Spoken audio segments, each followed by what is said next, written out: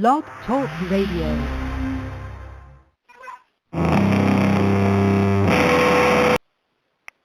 Well, hello, everybody. My name is John, otherwise known as Aquaman Ocean Defender. I want to thank everyone for joining us today. And hello to those in the chat room. I'll try to keep track of you as well. Today, I have a very interesting guest, and while following today's guest on her social networking sites and through conversations leading up to the show, I've found Airika Dollner to be very interesting, inspiring, and an informative person.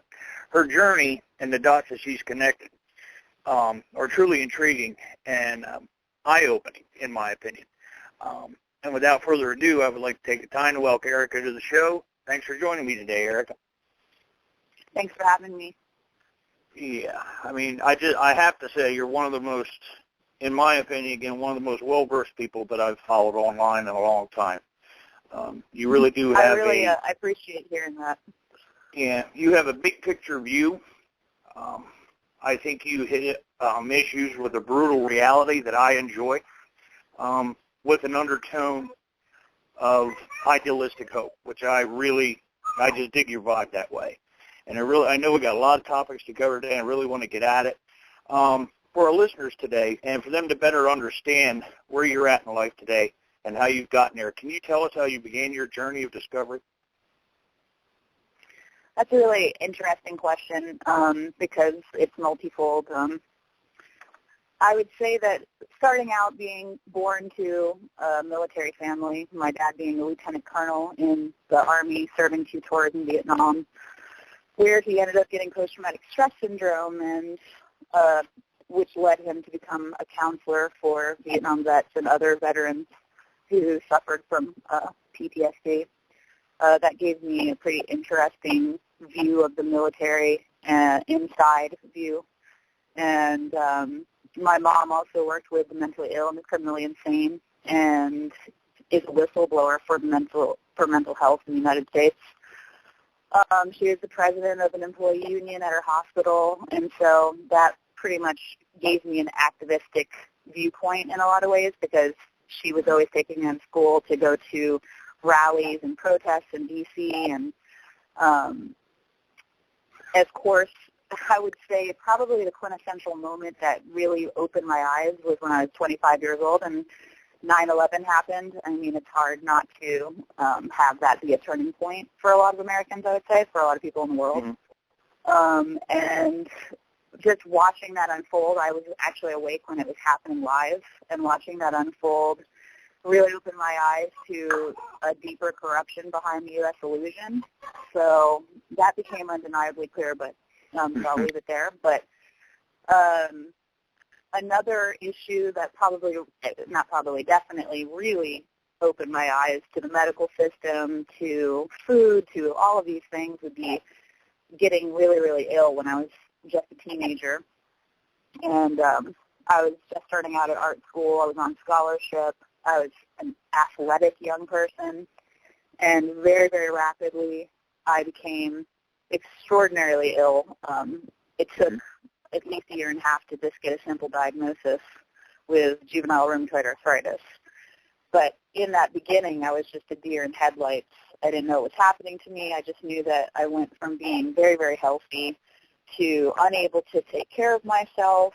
I needed help getting dressed and doing simple tasks. I couldn't keep up in school. I lost my scholarship because I was so ill, so I had to drop out and focus exclusively on my health. And in that process, I learned so much about all of these things, because I tried so many medications, so many different pharmaceutical options, and then to so many doctors and specialists, and I was just not getting any better. I was just spiraling out of control, and I realized I was taking a cereal bowl of pharmaceuticals a day as a teenager and getting a whole slew of side effects from that, and I just realized that something had to change, so I became extremely involved in my health and researching my health at that point. So I think that would probably be my timeline of events that led me to being pretty activistic at that point. All right. And at what point in this journey and or process, if you want to call it, did you begin to or become aware of genetically modified organisms or GMOs and the impact they had? Right around my early 20s, when I was just getting sicker and sicker, and I got Bell's palsy. Half my face went paralyzed. I was losing my hair. I was on high doses of methotrexate, and I was pretty desperate because I was just spiraling out of control. I was doing really, really poorly with my health. So I looked into osteopathic medicine and naturopathic medicine, and I found one in my area and started seeing her in 1998. And she took me on like under her wing, and I became like her primary patient, and she just taught me so many things.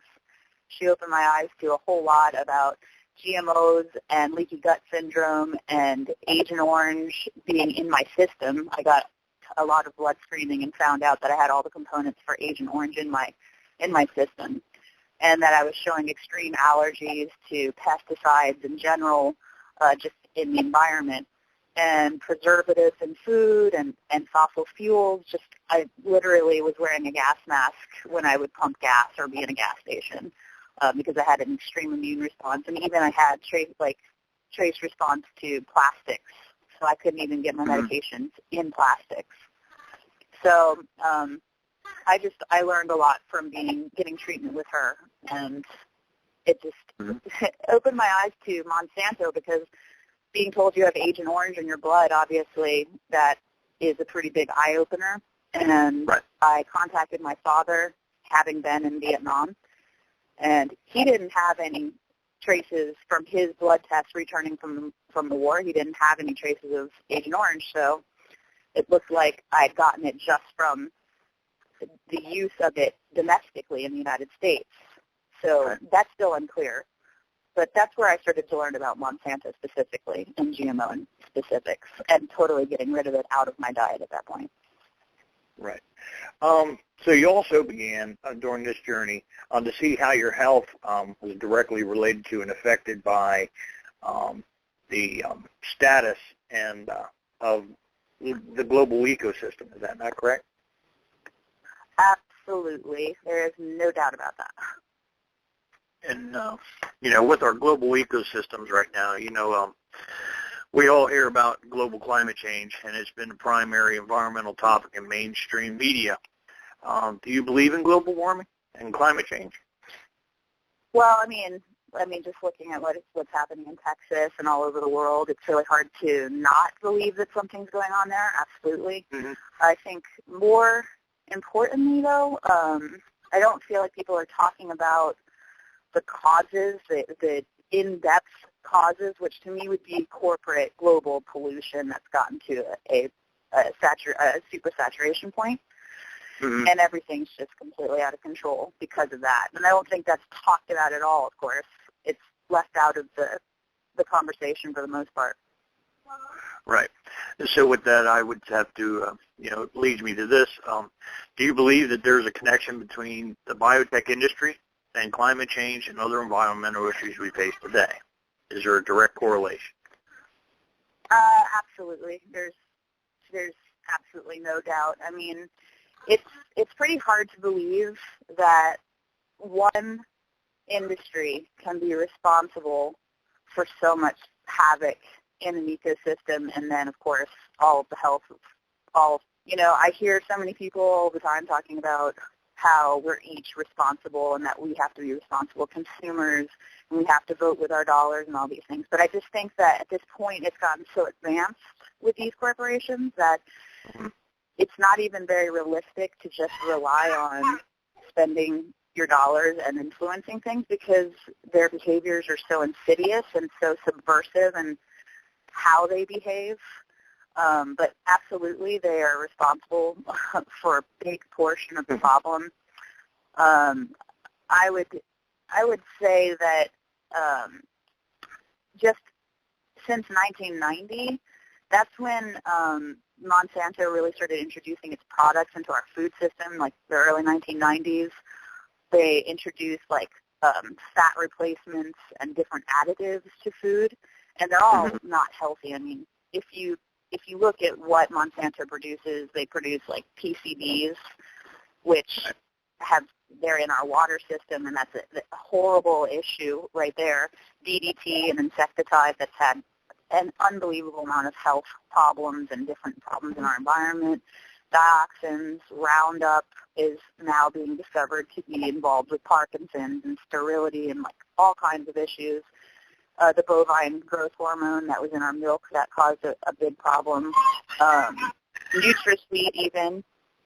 Food additives in general. I mean, it's just in every single product, that primary income is poison.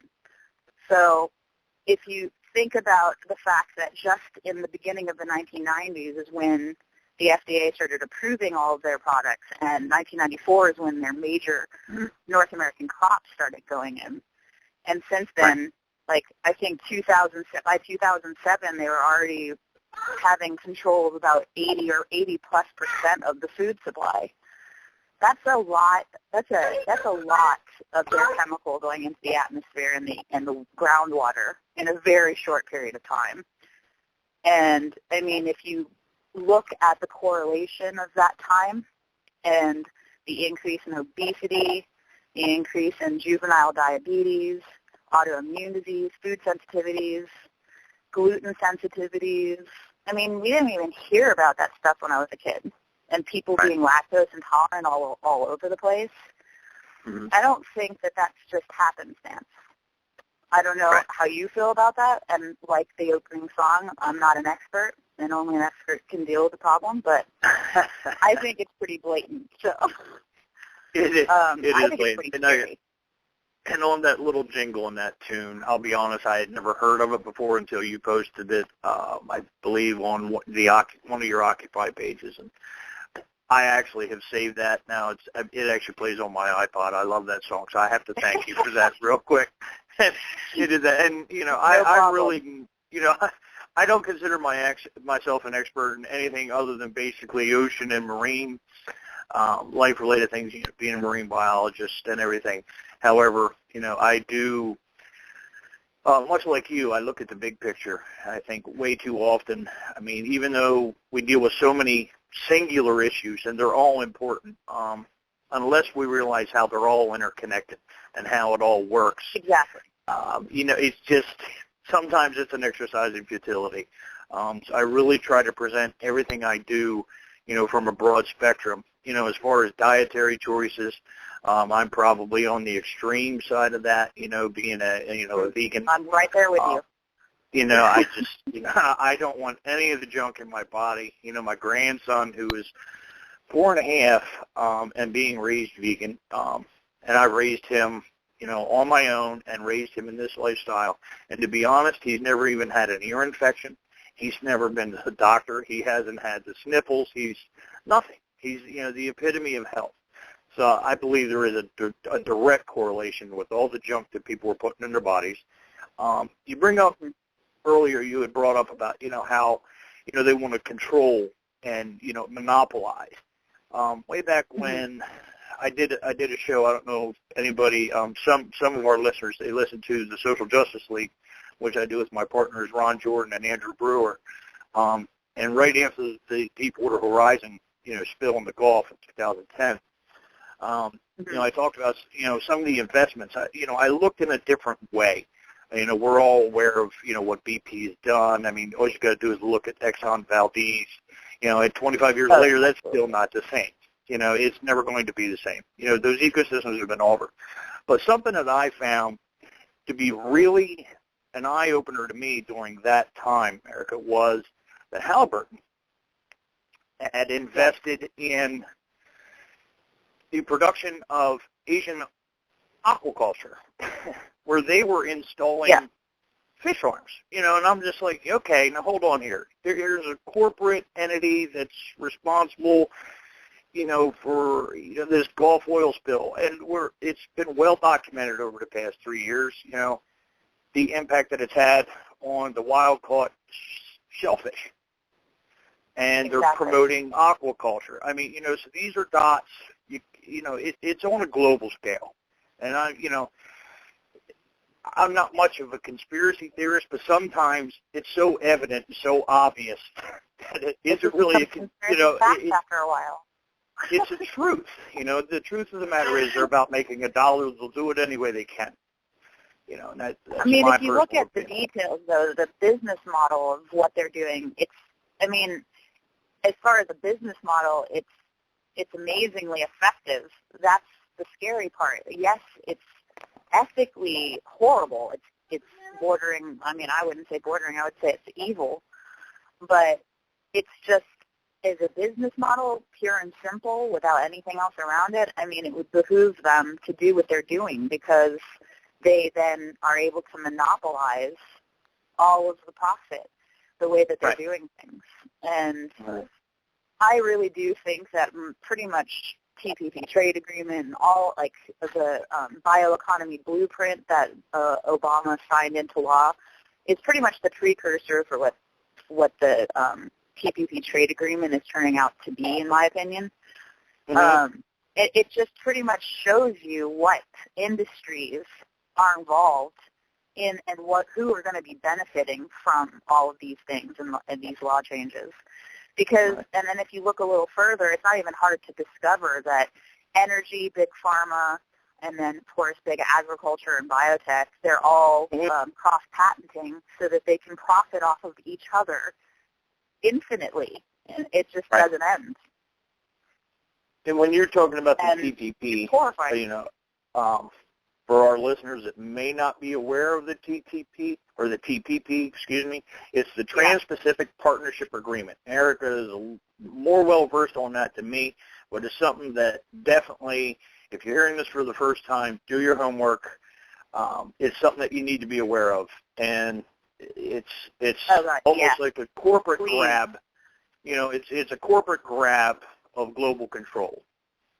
That's my quick synopsis of it. And it's international the way that they're doing it. They're involving all of the major countries in these interests, which, of course, they aren't really sovereign countries that are interests of sovereign countries. It's corporations that are all over the world that are benefiting from this because, the whole thing is very, very secretive. That's pretty much what you hear in the news when you look it up now, is how secretive the negotiations of all of this is. Senate isn't even allowed to see the details of this agreement, which in itself should tell you a lot.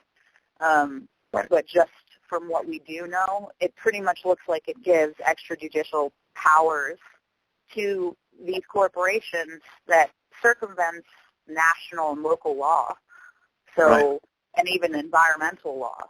So, it gives infinite corporate power to, in my opinion, the absolute worst industries on the planet. And that just can't happen because you can't vote for your dollars when there's a monopoly. And with that, another thing, especially when you talk about Monsanto, you talk about, your big oil. Today I didn't have a chance to read it yet, but I saw an article about, over 80%, of our elected officials are on big oil payroll.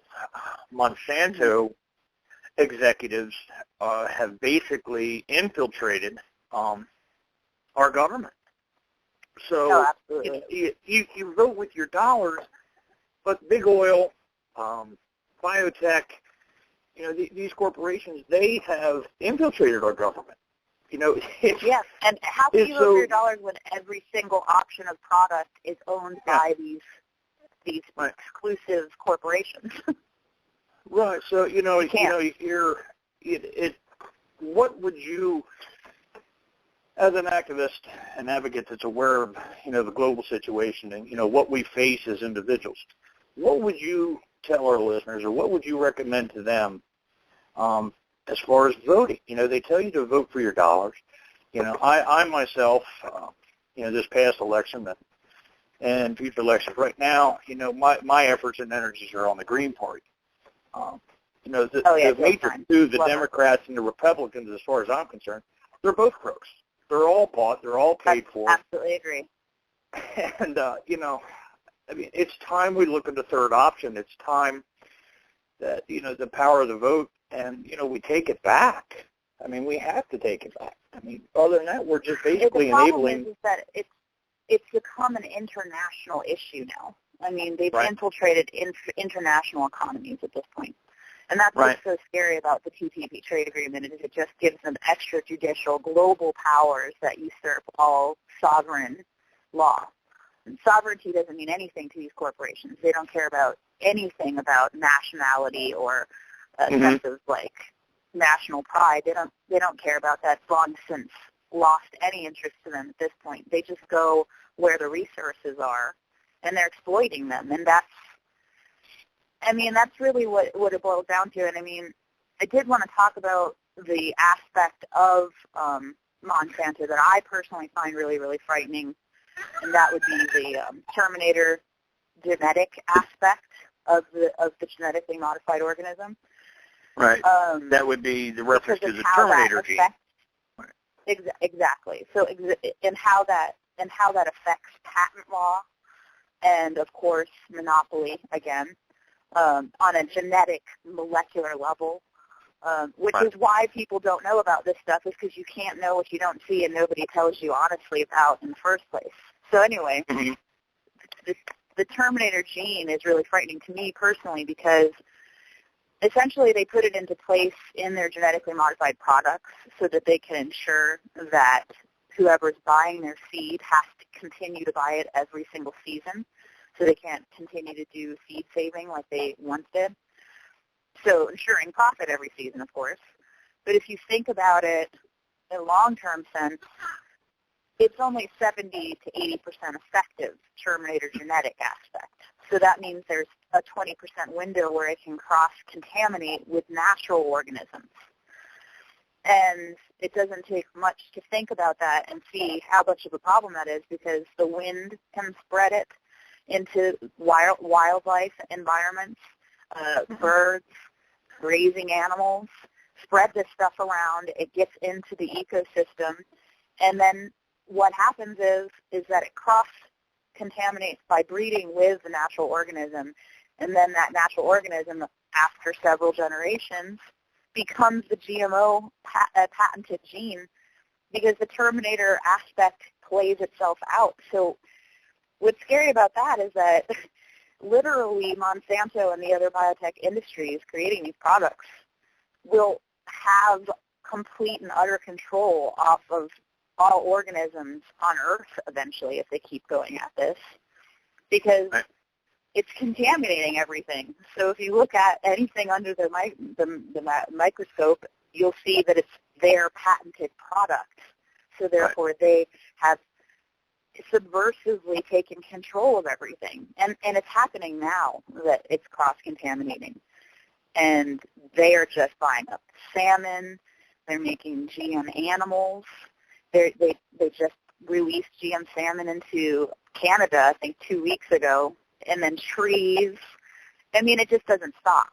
And then what? They own everything on Earth at a molecular structural level. I mean, that's just, then they own the rights to every single unit, which when we're talking about a unit in this case, it's a living thing. To me, that's really scary. I can't. You know, with that, I mean, that you has know, to stop. yeah. I mean, you got to look. I mean, there's farmers out there. You know, it's well documented. There's many legal battles that have played out, you know, in the United States, and you know, where farmers who think they're planting, you know, heirloom seed, who are not planting GMO crops. There's cross-pollination, and these biotech industries, they take samples, and if they find cross-contamination, they suddenly own your crop. I know. I mean, if you and they're look suing at the heck out of these people. They're putting these local farmers, you know, basically out of business. It's just, you know, it's completely insane, but it happens. And in third world countries, it gets even worse, because I mean, a lot of people who study this know about the huge amounts of suicides in India, for instance. And one thing that, if you go deeper in that, that's scary about that, is that they consider, you know, if you commit suicide, you essentially commit suicide because you financially can't keep up your farm using these GM products, and so you just don't see any way out. But they see it as a reneging on your contract with them, and so they're able to take over your land as payment for your reneging on your contract agreement. So in a way, it's just, again, it's a way of land grabbing territory, and they're doing the same thing in, well, Africa and South America. And with palm oil plantations, just clear-cutting rainforests. I mean, we have virtually no virgin rainforests and forests left on the planet because of these industries. They're just clear-cutting them, biodiverse environments with all types of animals and plants, and they're just putting in one type of crop that's a GM crop and just saturating it in pesticides. How can that be good? I mean, they've even been correlating this runoff to coral reef dying off and acidification and toxic algae growth. I mean, it just doesn't end. All right, hold on there, everybody. Airika has just dropped off. She'll call back in shortly. Let me play a short jingle here till I get her back online. I'll be right with you. Okay, she's back. It looks like BTR is being bad today. Welcome back. Yeah, thank you. You had cool hold music there for a second, too, from Donnie Darko. Yeah, well, we got you back in. Okay, with that, there was a purchase that Monsanto made, I believe, last year that I thought was a pretty interesting purchase. I believe they purchased a climate forecasting company. This is news to me. Interesting. Yeah, okay. I have the link. That we're on this conversation. It just came up, and I'm going to send you this link. That they bought a climate forecasting company, and guess who they dispersed their forecasts to? Farmers. Please tell me. Which is what the farmers use to, basically dictate how they're going to operate. So I'm going to send you that link because I thought it was a very interesting purchase that happened earlier in the year. And not to mention all the bee research that they've been buying, number one bee research organizations, and also buying out universities' scientific programs for research. Right. They're totally above board.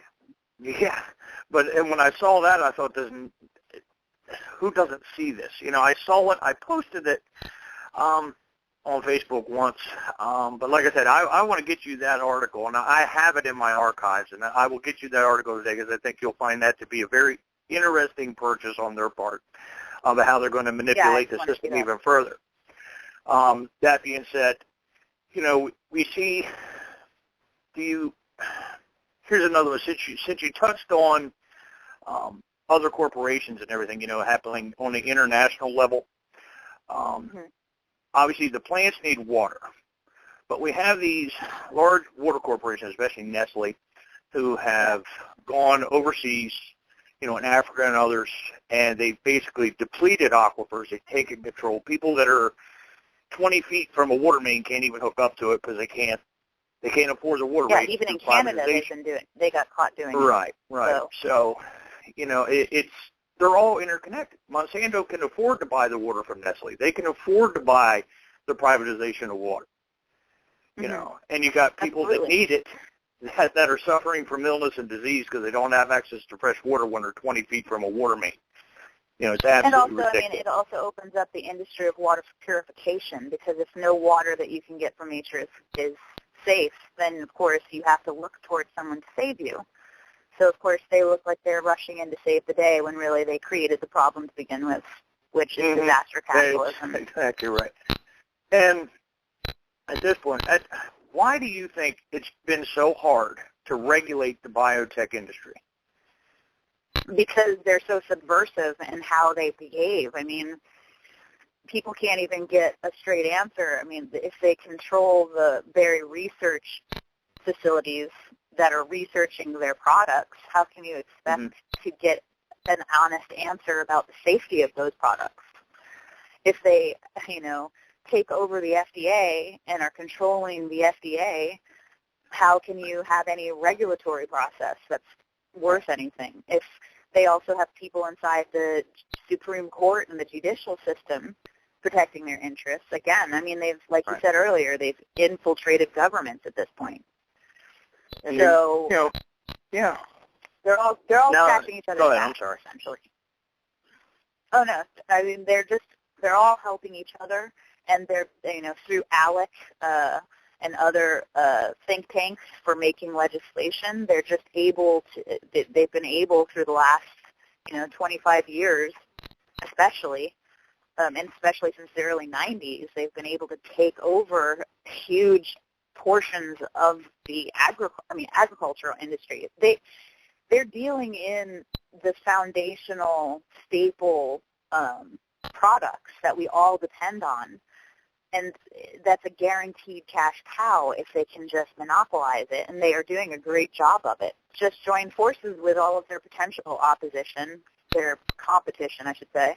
They're no longer like Dow and DuPont and Syngenta and all these other, they've even merged with energy to make alternative fuels, like they create toxic algae and kill off all the marine life and the fish, and then they have this toxic algae that they can use to make fuel. But it still killed off everything in the water beforehand. It just doesn't end, and that's why I don't think people can grasp, because it's just such a all-pervasive issue that nobody's talking about in the media whatsoever, because, well, they own all the media, of course. And they own the government. It's well documented.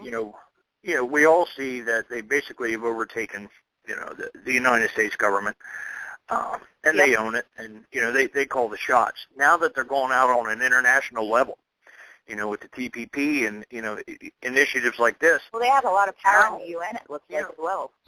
Yeah. So how's the global community? How, in your opinion, how do we combat that? What would be your advice? That's a really, really hard question, because then again you get into ethical quagmires again, and there's a lot of disagreement on that. Bolivia was setting crops on fire. People are rioting. People in other countries are rising up and saying, absolutely no biotech in our country. We won't stand for it. And they are willing to put their lives on the line. And unfortunately, I feel that it's gotten so advanced at this point that it's hard for me to envision that they're just going to relinquish control easily by any stretch of the imagination. So, it's hard to say, because property damage is a big issue inside of the United States culture. It's something that we're just deeply against as a citizenry. And then, of course, they're making this type of activism, environmentalism, a terrorist act with legislation. So, you can see where that's going. So it becomes something that's increasingly dangerous to even speak about. But, I don't know. It's pretty scary to me, because it's already pretty advanced, and the time for baby steps and all of that seems to be pretty much over, in my opinion, because we have to make some radical acts now, because we're seeing mass die-off of animals that are high up on the food chain at this point. And we're losing rainforest, and our water is polluted. There's no time for baby steps anymore. Yeah, not just high up on the food chain. You look at, the recent reports, especially here in the North Atlantic, where the population of plankton, which is the base of the marine food chain, has taken a 40% dip. A 40% dip. And That's then insane. in BC, the largest sardine fleet went out this year, and they didn't catch one sardine. And then the emulsifying starfish. Yeah. What's up with that? And which the emulsifying starfish are now on the East Coast. They have 2 documented populations of that now on the East Coast. Yes, it's in the North Atlantic, I believe off the coast of Connecticut and Rhode Island. So, that's not just isolated to the Pacific Northwest anymore. As you can see, it's a seriously advanced predicament we're in. So the answers for solutions, we're in quite a bind as far as there are no clear solutions, but we need to act now, and we need to act in extreme ways. When you what those ways are is hard to say. These individuals in Bolivia, like you mentioned, where they're lighting a policeman on fire. They do this. I'll go back to a show, again, I did a few years back, where we talked about, suddenly these, when you start infringing on people's basic human rights, i.e. the right to food and i.e. the right to water, and you're taking it away from them, their survival instincts are going to kick in. And that's when you're going to get these kind of reactions. You're not seeing it in the United States so much because I've been overseas. We're pretty well set over here still, even though we're sheeple and we're listening to what we're being told for the most part. A lot of these people, it's a basic survival instinct. They're going to fight for it. They don't want to be suppressed. They don't want to be oppressed. They want to live. And exactly. You'd like to think that more educated civilizations that have access to information like the internet would want to act before getting to those desperate places where, exactly, like in Africa, some of the reports coming out with aerials of their rivers are just completely contaminated with oil, and the Amazon, and China is just buying up territory all over the place, and look at their pollution. It's just, to me, it's an international problem. Like global climate change, like I said, it's more like global extreme pollution, in my opinion. And what's to be done about it? We have a lot of bioremediation techniques that are amazing. Dr. Paul Stamets with mycology and mushrooms and fungi and molds. We're seeing lots, and cannabis. There's lots of things that can be done to combat it, but we don't have, with everything with the criminals themselves in control of legislation, I just don't know how you can, without getting them out of power on an international level, I don't know how you can act quickly enough to implement the solutions that we do have. I'm not sure how to do that. It's a big blockade for me. I don't know what your thoughts are on that. I think I have to agree with you. It's a huge blockade down the board. It almost feels like we're fighting a losing battle, but it's a battle worth fighting. And well, as long as we're alive, we should be fighting. Yeah, I won't accept. I'm with you. I'm not going to sit back and accept what they want to spoon feed me. I'm not going to sit back and listen to. I don't even turn on Fox. I don't even turn on CNN. I don't watch any of the major mainstream even media. MSNBC is owned by GE. The bottom line is, I think they've made it so easy to pollute our minds. They've made it so easy to deceive us. Absolutely. As a whole society, that it's very easy to believe that you're living in Never Never Land, and and you're not. The reality of it is you have the control of what you can control. And I think that's your best avenue at this point, is what. And to just be awake to what's really going on. And realize that it's a serious situation. Be awake. The situation is now. It's not in the future. It's happening now. We're in it now. It is. That's another thing I think people don't want to believe. They're like, in our lifetime. It's not. It's happening right now. And I hear a lot of this. I don't know your feelings on this, but I have to share it. I hear a lot of people, we'll restore it. I'm sorry. I think we're way past the restore point. Things have changed. Many of these ecosystems, the global ecosystem, has been changed by mankind to a point where it will never return to what it was. Do you know the size? Is it a 7,000 square mile dead zone in the Gulf of Mexico? Is that what they're reporting? A dead zone means nothing is alive there. Right. This is not funny. Yeah.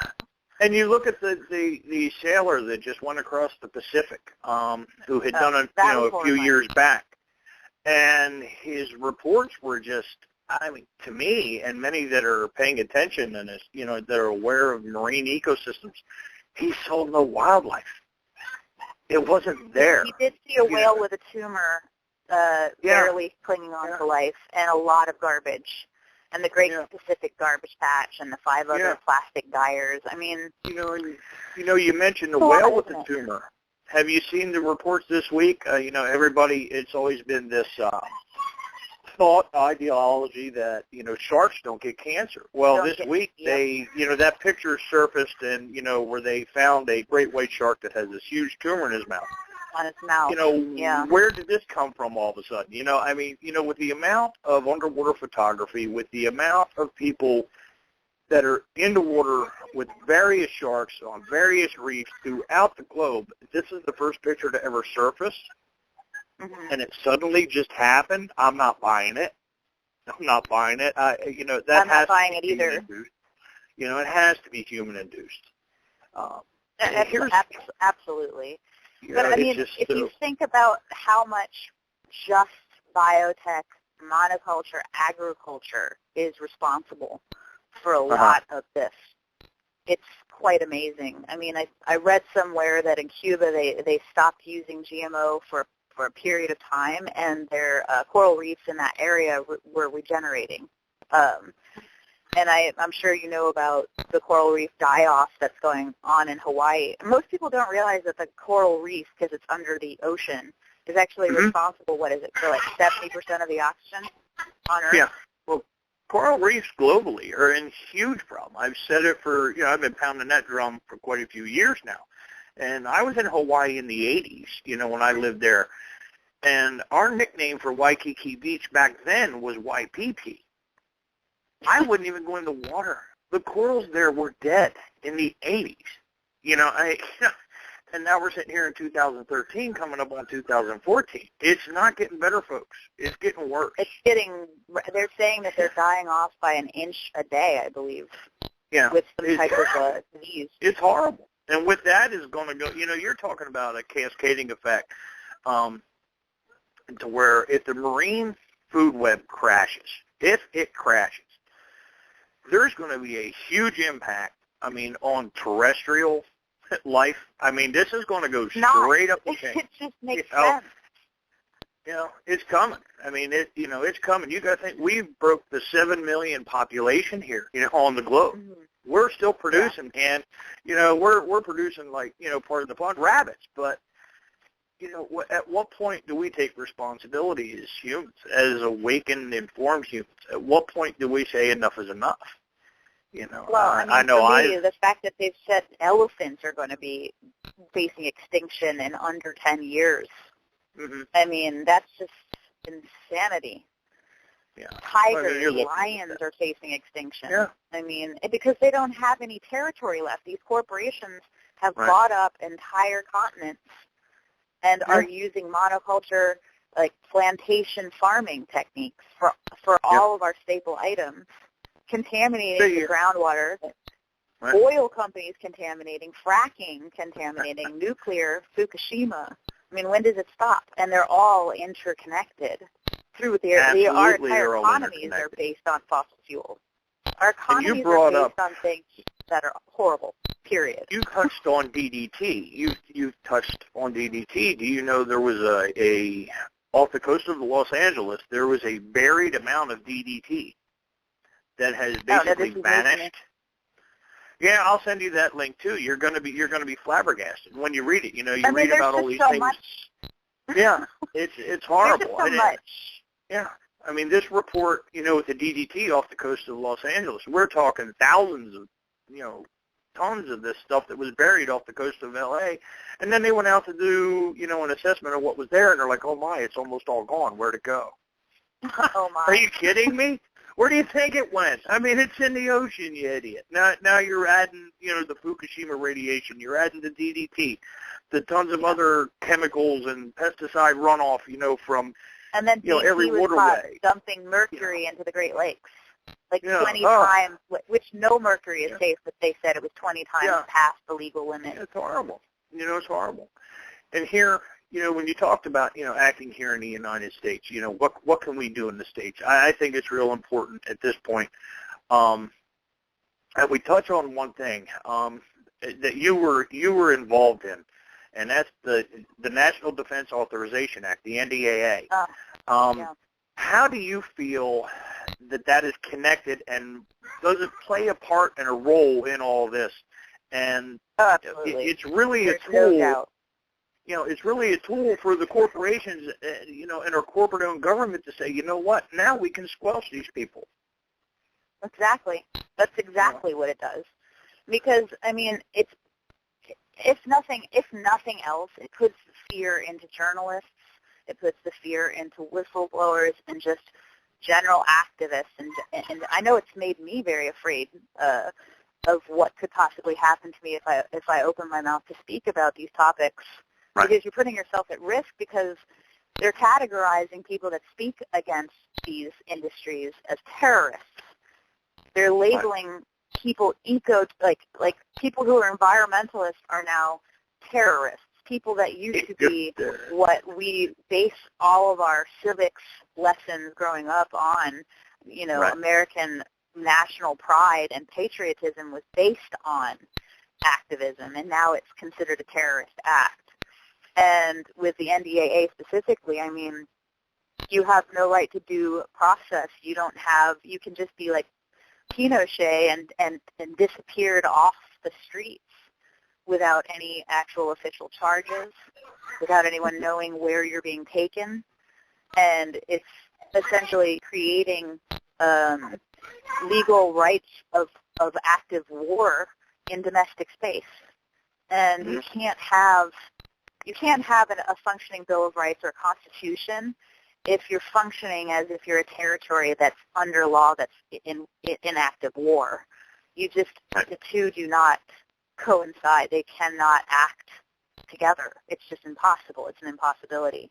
Right. So, I mean, the NDAA undermines the very foundation of everything this country was based on, everything the democratic process is based on. And yet it's law. It's just one in many different things that they've been doing legislatively to make dissent illegal, essentially. Mm-hmm. And that's just a very scary road. All of this is very, very scary. But it boils down to one thing, in my opinion, is that really, if you look at it, there are very few individual people that are behind these things. Right. And if, for instance, the TPP trade agreement were to be brought out into the light of day, nobody would stand for it, and that's why it's so secretive. And right. It's like the acts of Monsanto were talked about transparently, and honestly, it wouldn't survive the light of day. They'd be put out of business immediately. No one would stand for it. And there are very few people behind these actions. That's what we need to keep, in my opinion, that's what we need to keep in mind. Right. There are actually very few people doing this. Compared to me, the NDAA is basically one step away from martial law. Oh, yeah. Yeah. I mean, you flip a switch and we're there. I mean, they've basically set the stage for it. Absolutely. In reference to the GMOs and, Monsanto, here in the 50 states, didn't Hawaii just recently ban all GMOs? Or am I misquoting that? Hawaii did recently. Yes, they've put a ban on the island of Hawaii. So I'm pretty sure it's not all of the islands. All the islands or just the main island? Do you know? Okay. All right. I'm pretty sure it's the main island. Yeah. Are there any other states that you're aware of? I'm certainly not. That have banned? Not effectively, no. Not yet. But there are a lot of initiatives taking place. But I have a hypothetical I don't know how question. effective going through the judicial system is anymore in a lot of sense. Right. I mean, we have to try everything. So I don't want to disparage any type of action at this point. I mean, any action is good at this point. Well, I agree. I want to see, local, state, federal. I want to see action down the board. Here's a question that I have. I would like to know what you think about this. With states like Hawaii and others that might impose a ban, what are your thoughts on federal overriding? Are states going to be able to police this? Or with these new international agreements and such, do you see conflict there? Oh, yes. Absolutely. that's what's so horrifying about it for me is, and for anybody who reads even just a little bit of this topic, is absolutely it gives them ultimate authority. It gives them extrajudicial power to if so they had a vote. Let's say the Hawaiian Island had a vote. They banned GMO. The mayor decrees it as law, and then that company can go in there and be like, no, can't. We have more authority. That's what the TPP does, codify into law, if it becomes law. And another thing is Obama apparently is trying to force Senate to fast-track the TPP so that they don't actually read the legislation, and they've locked down being able to even have access to this, as far as I know. I think that Americans and Canadians are also directly involved with this, with Harper is definitely involved with negotiations on the TPP. I think it's very, very important that North Americans get active about demanding that this legislation be available to look at, and that our Senate absolutely cannot fast-track it. It just can't happen. Well, I know for one, I pound the living daylights out of my local, state, and federal. I mean, if I vote for you, if you're in my, you're representing me, I'm your constituent, I beat the heck out of them. Letters, phone calls, emails. I mean, I know most of them on a first-name basis. I battle them so much. But more people need to do that. It's not just about election day. It's not just about, it's not just about the couple months leading up to a campaign and who to vote for. Your vote counts every day, all the time, and they work for you. Yes, they're bought. Yes, they're paid for. But until you enforce the fact that you are demanding of them, they're going to do whatever they want.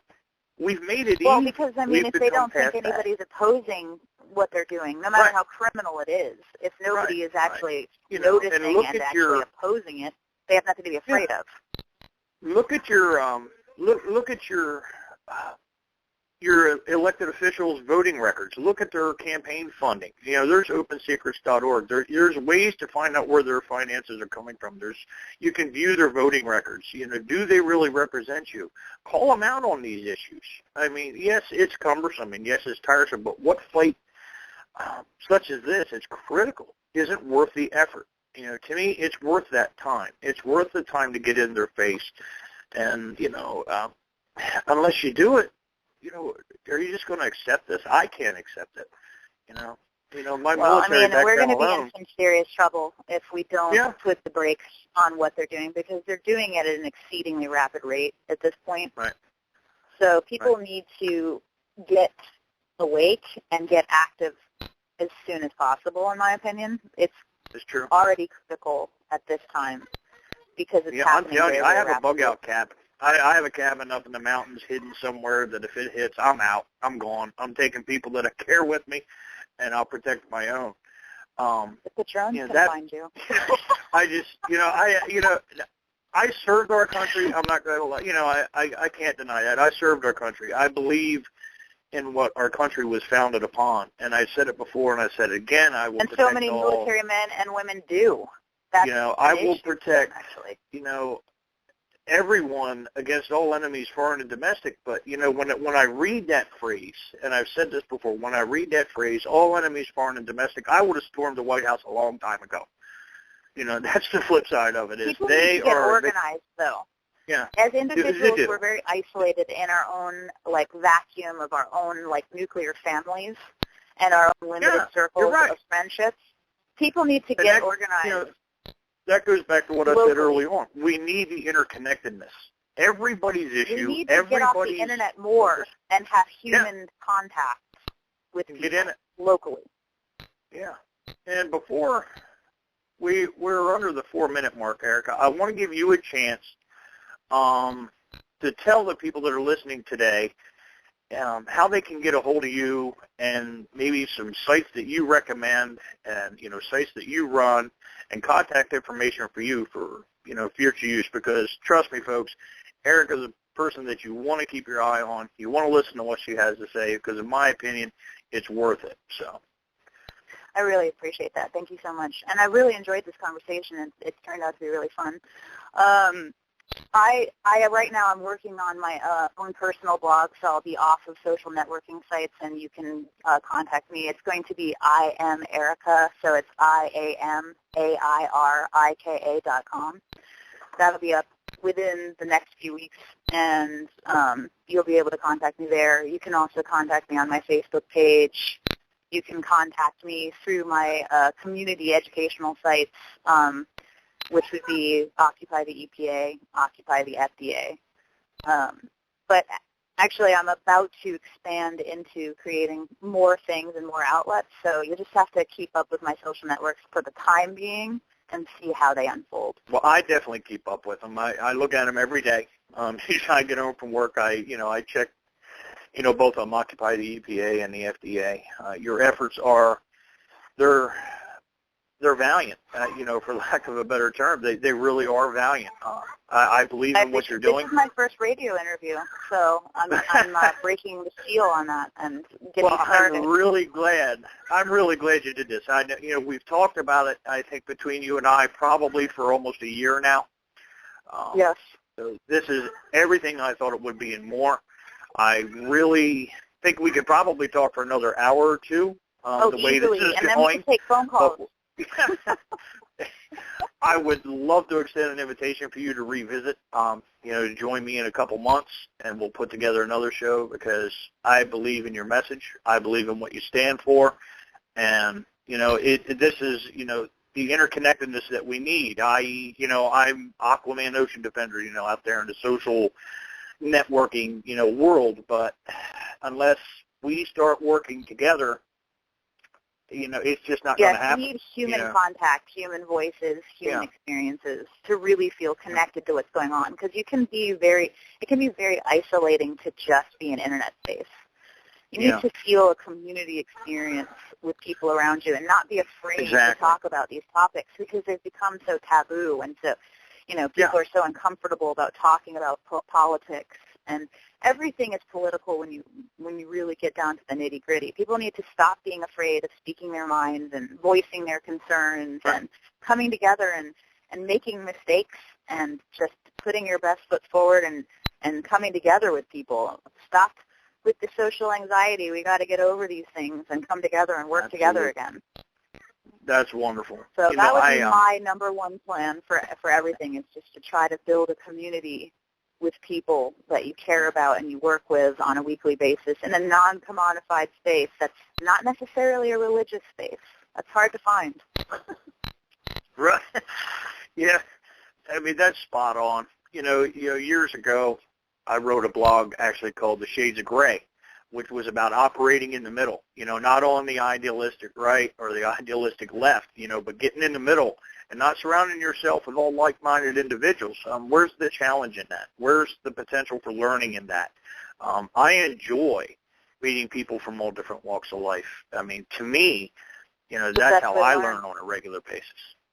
It's phenomenal. Absolutely. And we're coming down on about 10 seconds. Thank you for joining me today, Airika. Thank you for everyone that listened in today. This has been a blast. Thank you very much.